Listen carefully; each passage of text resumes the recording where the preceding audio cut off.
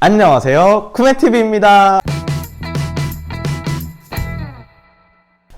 안녕하세요. 자, 오늘은 무슨 얘기를 해보려고 하냐면 우리 이제 곧 22학번이 될 새내기들이 어떤 노트북을 살지 또 태블릿을 살지 굉장히 설레하면서 고민하고 있을 텐데, 우리 이제 쿠메TV에서 대학생들의 눈높이에 맞춰서 어떤 노트북과 태블릿을 사면 좋을지 얘기를 해보려고 합니다. 그래서 이제 제가 혼자 열심히 좀 뭔가에 대해서 떠들어 볼 텐데, 우리 새내기가 한 명 와줬어요. 이제 새내기가 되고 싶어 하는 일 수도 있긴 한데, 그래서 좀 이따가 또 그 새내기 친구와 함께 질의응답도 나눠보고 하는 시간을 가져보려고 합니다. 자, 그러면 가볼까요? 고고링! 이제 새내기들을 위한 태블릿과 노트북 추천을 본격적으로 시작해 볼 텐데, 사실 글쎄요, 전문 IT 유튜버들이 굉장히 많고 그분들이 굉장히 잘 설명을 해주겠지만, 그래도 이제 대학생 입장에서 노트북과 태블릿을 써보고 또 사봤을 때 뭐가 좋은지에 대해서 조금 얘기를 해보려고 하는데, 사실 뭐 굉장히 컴퓨터나 노트북 스펙은 다양한 측면들이 있죠. 그래서 태블릿도 뭐 어느 용량을 살 건지, 뭐 어떤 태블릿을 살 건지, 이제 뭐 CPU나 그런 거의 차이는 그래도 태블릿은 덜하긴 한데, 이제 컴퓨터 같은 경우에는 뭐 CPU 사양이 어느 정도 되는 걸 살지, 용량은 뭘 살지, 브랜드는 뭘 살지, 화면 크기는 뭘 살지, 정말 고민할 게 많단 말이지. 그래서 사실 개인적으로는 뭐가 딱 답이다라고 얘기할 수는 없고, 특히나 이제 새내기들을 위해서, 특히나 또 우리 예과생들을 위해서 추천을 해주자면 태블릿부터 먼저 얘기를 해보도록 할게. 태블릿에서 가장 중요한 거는 브랜드를 뭘 고를 거냐가 제일 중요한 것 같아. 내가 구분하기로는 아이패드와 아이패드가 아닌 거로 구분을 할 수 있을 것 같은데, 그래, 물론 삼성도 있고 뭐 레노버도 있고 뭐 많은 브랜드들이 있지, 태블릿에도. 근데 이제 가장 우리가 많이 쓰는 종류인 아이패드는 운영체제 자체가 iOS 혹은 이제 아이패드 OS라는 애플만의 독자적인 운영체제를 가지고 있고, 또 반대로 나머지 세대들은 윈도우라든지 안드로이드라든지 뭐 굉장히 여러 가지 운영체제들을 가지고 있단 말이야. 사실 그렇기 때문에 일단 아이패드를 살 거냐 아이패드가 아닌 걸 살 거냐부터 고민을 해야 되는데, 일단 아이패드 같은 경우에는 사실 태블릿에 대한 굉장히 독자적인 운영체제가 잘 돼 있다는 장점이 있지만, 맥북이 아닌 노트북을 쓰거나 아이폰이 아닌 핸드폰을 쓴다면 뭐 연동성이나 그런 거에 있어서는 약간의 손해보는 점이 있겠지.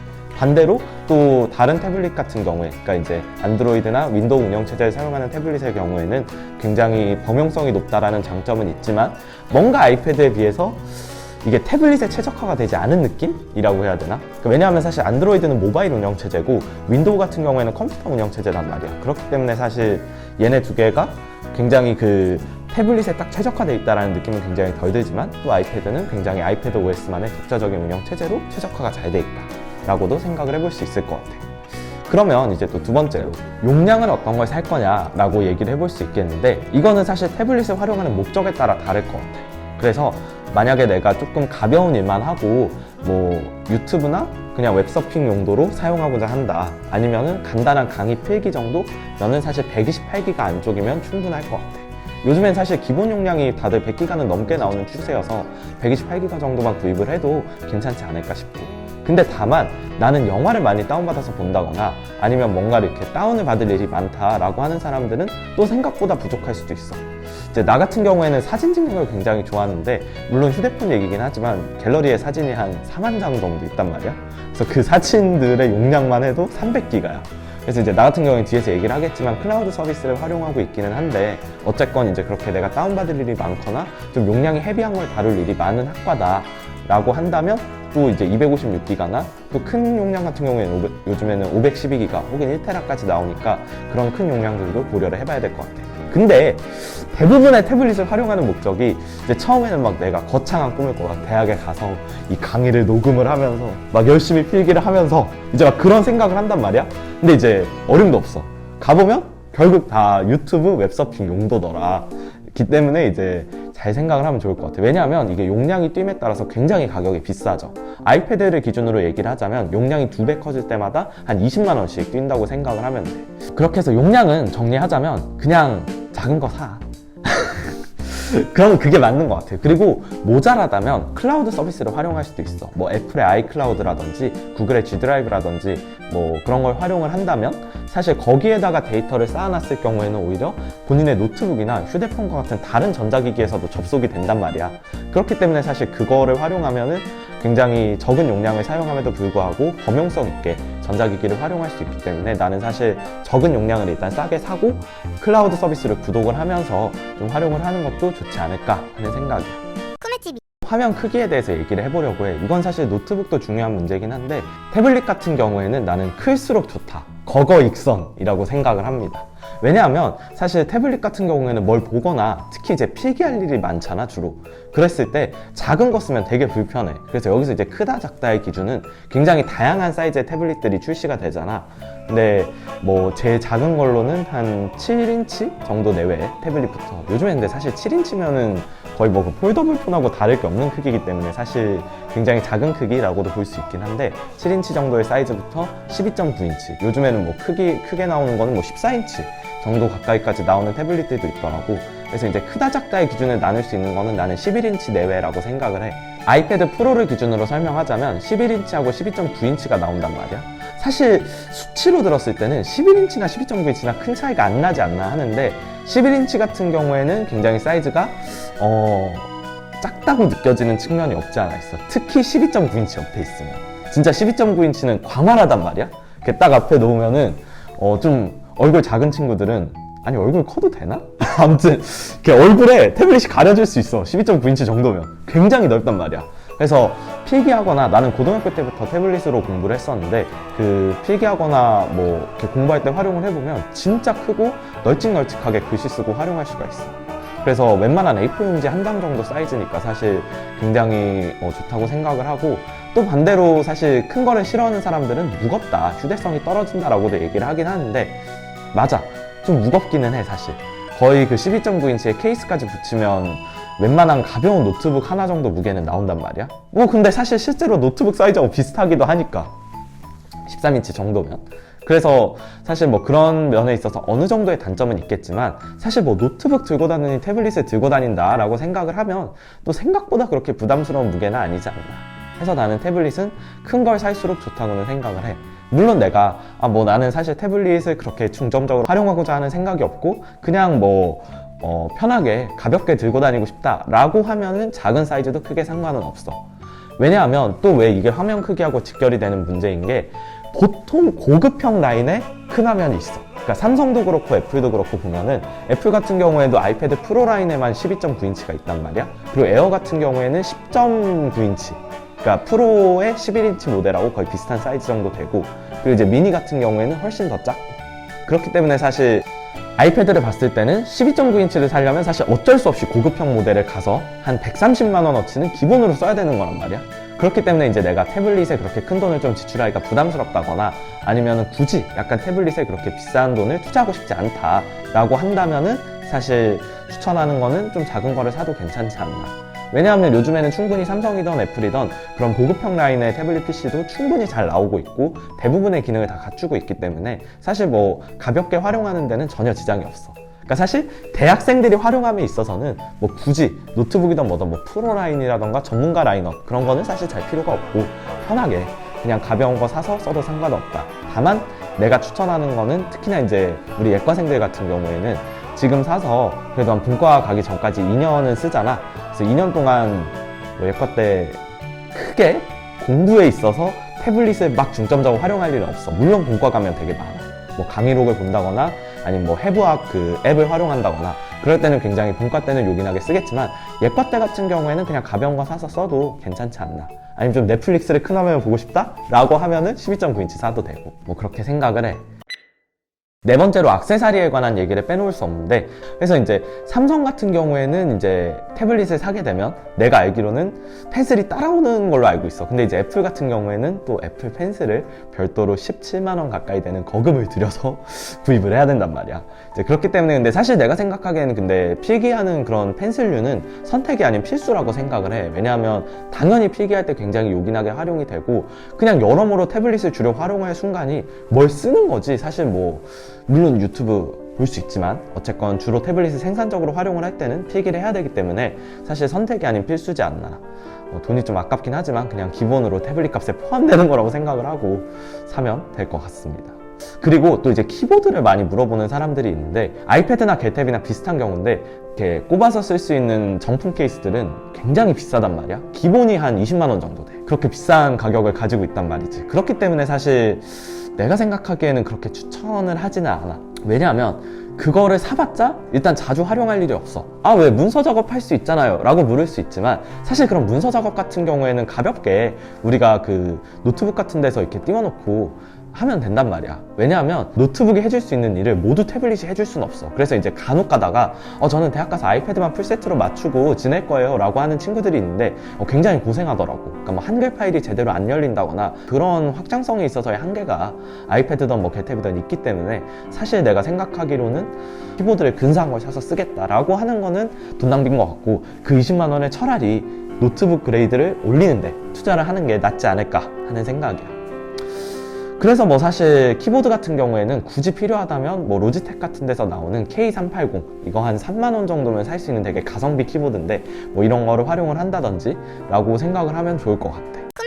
노트북은 조금 더 복잡한 세계가 있다고 생각을 해, 나는. 근데 이제 새내기를 위한, 그리고 이제 특히나 우리 예과생들을 위한 노트북 추천을 해주려고 하는 거니까 정말 가벼운 이야기만 쉽게 넘어가 보도록 할게. 첫 번째로 이것도 태블릿하고 마찬가지야. 운영체제를 뭘 쓸지인데, 물론 뭐 이제 리눅스라던가 뭐 그런 마이너한 운영체제들이 있긴 하지만 일단 윈도우를 살 것이냐 맥을 살 것이냐 그거부터 정하는 게 먼저인 것 같아.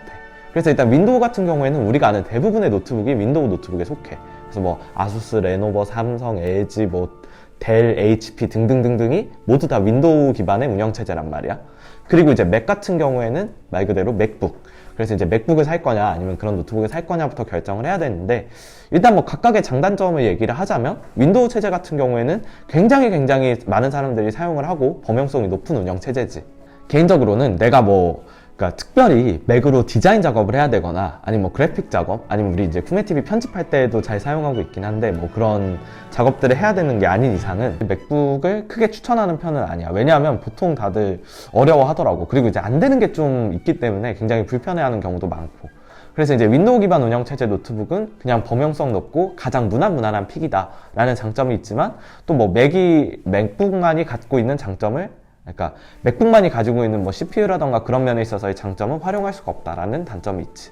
또 맥 같은 경우에는 맥북 자체의 장점 물론 있어. 이런 그래픽 작업할 때 CPU라던가 그런 성능은 진짜 약간 미쳤단 말이야, 내가 보기에도. 그리고 이제 가장 중요한 건 여러분이 아이폰과 아이패드를 쓰고 있다면 엄청난 연동성으로 뭐 예를 들어서 아이폰에서 보고 있던 인터넷 화면을 바로 맥에 띄운다거나 뭐 그런 약간 되게 많은 작업들을 할 수 있기 때문에 사실 나는 그렇게 세 개를 묶어서 쓴다라고 하면 또 추천하는 편이고, 나는 그래서 내 메인 노트북은 맥북이란 말이야. 다만 서브로 쓸 수 있는 윈도우 노트북이 하나쯤은 있어야 돼. 그래서 이제 나 같은 경우에는 그램하고 맥을 둘 다 사용하고 있단 말이야. 그래서 이제 뭐 강의를 튼다거나 아니면은 뭐 은행 일을 본다거나 할 때는 이제 그램을 사용을 하고, 그러니까 윈도우 체제를 사용을 하고, 또 이제 평소에 그냥 뭐 가벼운 일 하거나 다른 일 할 때는 맥북을 사용하는 그런 편이기는 해. 자, 운영체제에 대해서 지금까지 알아봤는데, 그럼 이제 두 번째로 각 노트북별로 장단점은 뭐가 있을지에 대해서 간단히 알아보도록 할게. 이거 같은 경우에는 게이밍 노트북, 그리고 그램이나 이온으로 대표되는 약간 무난한 노트북, 그리고 이제 보급형 노트북, 그리고 이제 맥북까지 그렇게 크게 네 종류로 알아볼 예정이야. 물론 이제 굉장히 가장 노트북에서 고성능을 낼 수 있는 걸 말해라 라고 하면은 게이밍 노트북이 있어. 그래서 뭐 삼성의 오디세이 라인이라던가 굉장히 이제 몇 가지 게이밍 노트북들이 있는데 정말 미친 성능으로 웬만한 데스크탑 다 씹어먹고, 뭐 간혹 이제 막 배틀그라운드가 돌아가는 노트북 막 그렇게도 얘기를 한단 말이야. 근데 이제 당연히 게임을 좋아하는 특히 이제 학생들이라면 굉장히 구미가 당기겠지. 가격표를 보면 좀 후덜덜하기는 해. 막 기본이 300만 원, 비싼 건 막 400만 원, 500만 원까지도 간단 말이야. 근데 이제 개인적으로는 고성능을 요구하는 그래픽 작업을 하는 사람들에게 더 안성맞춤이란 말이야. 왜냐하면 그런 게이밍을 돌리기 위해서 굉장히 뭐 복잡한 그래픽 절차라던가 그런 게 필요한 거기 때문에 사실 그런 고성능 작업을 요구하는 게 아닌 이상은 난 사실 뭐 게이밍 노트북을 크게 추천하지는 않아. 물론 내가 이제 대학 가서 정말 게임을 열심히 해보겠다라고 사겠다는 친구들에게 말리지 않겠지만, 그래도 이제 뭐 좀 더 가성비 있거나 훨씬 더 들고 다니기에 편한 그런 픽이 또 있지 않을까. 왜냐면 또 굉장히 무겁거든, 게이밍 노트북은. 그래서 이제 많이들 찾는 게 이제 그램하고, 그러니까 LG에서 나오는 그램하고 삼성에서 나오는 뭐 갤럭시북 이온, 그런 걸 최근에 많이 찾는 걸로 알고 있는데, 얘네 같은 경우에는 장단점이 굉장히 명확한 편이야. 일단 가볍다, 범용성이 좋다. 정도는 굉장히 큰 장점이겠지. 뭐 굉장히 여러 가지 기능도 있고 그렇단 말이야. 대신에 가볍고 굉장히 휴대성이 좋은 만큼 성능에 있어서는 많은 손해를 보는 편이야. 그러니까 이제 보통의 그램이나 이온 같은 애들이 보통 200만 원 내외 정도 한단 말이야. 그럼 그 가격으로 살 수 있는 다른 노트북, 그러니까 다른 보통의 노트북에 비해서는 좀 성능이라던가 그런 면에 있어서는 타협을 해야 되지 않나 하는 측면이 있어. 그래서 이제 그런 가벼운 휴대용 노트북들이 있고, 그 다음에 이제 100만 원 안쪽으로 하는 보급형 노트북들이 있는데, 뭐 레노버라던가 아수스라던가 그런 몇몇 브랜드들이 그런 보급형 노트북을 내놓고 있어. 그래서 이거 같은 경우에는 내가 이제 예과 때 가볍게 쓰겠다라고 하는 경우에는 사실 나쁘지 않은 픽이긴 해. 왜냐하면 사실 말이지, 대학생 돼서 정말 이런 전문적인 그래픽 작업을 하는 친구들이 얼마나 될까? 사실 거의 없잖아. 보통은 그냥 문서 작업, 레포트 작업 그런 거란 말이야. 아니면 뭐 유튜브 웹서핑 그런 작업이기 때문에 사실 그런 거 하기에는 100만 원 안쪽에 보급형 노트북들도 전혀 무리가 없는 수준이야. 그렇기 때문에 내가 생각하기에는 그런 세 가지 라인으로 생각을 했을 때 내가 좀 노트북을 그래도 오래 쓰고 내가 좀 가벼운 걸 휴대하고 싶다라고 하면은 그런 그램이나 이온을 추천하지만, 그렇지 않으면 사실 그런 보급형 라인을 사도 나쁘진 않다라고 얘기를 해볼 수 있을 것 같아. 이제 맥북에 관해서도 잠깐 얘기를 해보려고 하는데, 맥북 같은 경우에는 굉장히 큰 장점은 아이폰이나 아이패드와의 연동성이 굉장히 뛰어나다는 거야. 그래서 에어드랍이라는 기능이 있는데, 에어드랍을 통해서 휴대폰이나 아이패드에 있는 그 파일을 바로 맥북으로 보내서 편집이나 사용을 할 수 있다거나, 아니면 뭐 문자 답장이 가능하다거나, 인터넷 화면을 바로 볼 수 있다거나, 아니면 세컨 스크린으로 아이패드를 활용할 수 있다거나 같은 그런 굉장히 범용성이 높다라는 장점이 있는데, 이제 여기서 범용성이 높다는 건 그 진의 제품들끼리 얘기고, 이제 뭐 예를 들어서 가장 치명적인 맨날 하는 얘기는 뭐 EXE 파일이 안 열린다거나, 그러니까 뭐 금융 업무를 볼 수 없다거나, 이제 그 정부에서 아무튼 제공하는, 그러니까 우리나라에서 하는 많은 일들을 사실 맥북에서는 할 수가 없어. 그래서 뭐 은행 일을 본다거나 아니면 증명서를 뗀다거나 할 때는 사실 굉장히 맥북이 불편하다라는 그런 단점이 또 있기도 하지. 그래서 사실 이제 맥북 같은 경우에는 우리나라에서 사용을 할 때는 윈도우를 깔아서 쓴다거나, 아니면 이제 나처럼 아예 서브 노트북으로 두 개를 활용을 한다거나 하는 그런 대안이 있을 것 같아. 자, 그러면 이제 새내기가 되고 싶은 우리 이일 크리에이터 강유선을 모셨습니다. 와! 안녕하세요, 여러분. 새내기가 되고 싶지만 이제 곧 험내기가 될 예정인 이일 크리에이터 강유선입니다. 제가 지금부터 새내기의 입장이 돼서 이제 우리 성우에게 어떤 태블릿 그리고 어떤 노트북을 사면 좋을지, 혹은 이와 관련된 여러 가지 질문들을 한번 물어보도록 할게요. 성우야, 혹시 우리가 아무래도 의대생이잖아. 의대생에게 가장 잘 맞는, 가장 좀 도움이 되는 태블릿은 무엇이 있을까? 난 사실 근데 태블릿은 앞서 얘기했다시피 굉장히 각자 활용하고자 하는 목적에 따라 다르기 때문에 딱 이거다라고 말할 수는 없는데, 개인적으로 가장 추천하는 픽은 아이패드 프로 12.9인치. 이게 좀 물론 부담스러울 수도 있고 굉장히 고성능 태블릿이긴 한데, 왜 개인적으로 이걸 추천을 하냐면, 일단 굉장히 다양한 부분에서 그냥 활용성이 너무 좋아. 일단 뭐 태블릿은 아이패드라는 말 많이 하잖아. 그치. 물론 내가 절대 애플바여서 그런 게 아니고 사실 맞는데, 아무튼 태블릿은 굉장히 아이패드를 선호를 많이 한단 말이야. 근데 이제 그래도 강의를 들으면서 필기라는 걸 한다거나, 뭐 어쨌건 의대생이라는 범주에서 봤을 때는 나중에 우리가 뭐 본과를 간다거나 했을 때에도 그러니까 이런 좋은 아이패드, 또 큰 아이패드를 사놓게 되면은 뭐 나중에 해부를 할 때 뭐 해부 그 영상을 3D로 본다거나, 아니면은 강의로 PPT를 다운받아서 본다거나 할 때 굉장히 편한 측면이 있어. 그러면 태블릿 말고 이제 요즘은 태블릿이랑 노트북이 합쳐진 그런 투인원 형태도 많이 나오고 있잖아. 이러한 형태의 노트북 혹은 태블릿은 좀 사용하는데 어떠한 장단점이 있을까? 일단 사실 나는 개인적으로 투인원 자체를 크게 추천하는 편은 아니야. 왜냐하면 일단 뭐 이 말은 맞지. 왜냐하면 태블릿과 노트북을 한데 합쳐놨기 때문에 굳이 뭐 두 개를 살 필요도 없고 그냥 뭐 이거 하나만 있으면 되는 거 아니냐라고 생각을 할 수 있는데, 그리고 더군다나 이제 특히 2017년 18년도에 나왔던 초기형들에 비해서는 많이 발전하긴 했단 말이야. 근데 일단은 굉장히 가격 자체는 높은 편이야. 기본 사양의 가격이 거의 한 200만 원 가까이 육박할 정도로 꽤나 비싼 편이고, 이제 삼성이나 LG 모델로 생각을 해봤을 때는. 그리고 이제 생각보다 굉장히 무거워. 왜냐하면 사실 기본 13인치를 산다고 하더라도 어쨌건 걔는 노트북이란 말이야. 그렇기 때문에 이제 기본 무게가 한 1.4kg 이상 나가는 편이고, 또 이제 태블릿의 기능이나 뭐 터치 패널 그런 것까지 담다 보니까 기본적인 노트북보다 또 태블릿보다도 훨씬 더 무거워지는 경향이 있어. 그래서 사실 휴대성에 있어서 가장 큰 좀 에러가 있다고 생각을 하고, 그리고 이제 투인원의 구조상 이렇게 이제 접어서 쓰거나 굉장히 다양한 폼팩터로 쓰다 보니까 이게 굉장히 발열이라던가 다른 성능이 있어서의 측면에서도 조금 손해가 있다라고 나는 생각을 해. 그리고 이제 망가질 수 있는 가능성도 조금 더 높고, 다른 노트북이나 태블릿에 비해서.